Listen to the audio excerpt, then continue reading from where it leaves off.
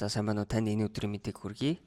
Би танд Amo Partner Center-ийн нэмэлт хэсгүүдийг хэрхэн удирдах, хэрхэн ашиглах талаар заавар оруулж байна.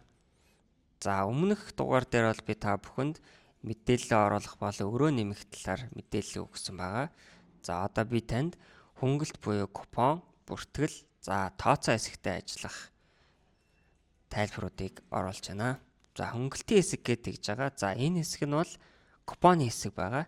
За Амогоос бол 5, 10, 15% купонууд оруулж өгсөн байгаа. За хэрвээ та буудлынхаа өрөөг хямдруулах хүсэлтэй байх юм бол энэ хөнгөлтийн мэдээлэл гэдэг рүү орж агаад хойтлын энэ сонголтыг оруулахад ерөнхийдөө бол болно. За тэгэх юм бол аппликейшн дээр бол өрөө шууд 5% хямдрах тийм зохицуулалттай байгаа.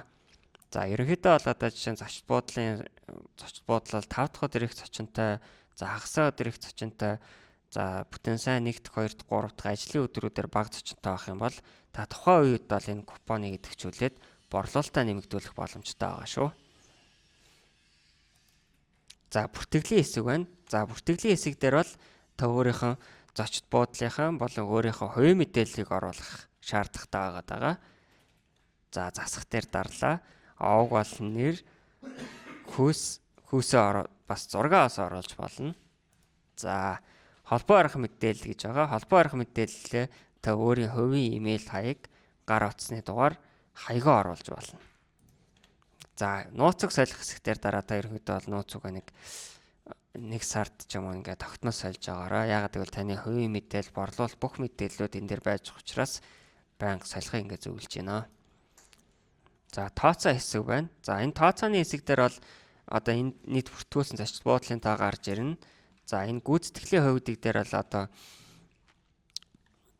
гүйцэтгэлийн хувь гэдэг дээр одоо нийт таны данс руу шилжүүлсэн мөнгө болон нийт хүлээгдэж байгаа мөнгөний дүнгийн хувь гарч ирнэ.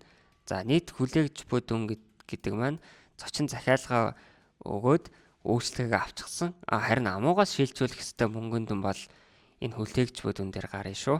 За нийт авсан дүн нь бол Amo аппликейшнаар хэрэглэгч дамжуулж захиалга хийгээд нийт олсон орлого нь бол энд гарч ирнэ. За нийт орлого гэдэг энэ тэгээр гарч ирж байна. Энэ нь бол Амогийн үйлчлэгээний хөлс суутгагдаад үлдсэн мөнгөний дүн нь бол энэ дээр гарч ирэх юм шүү.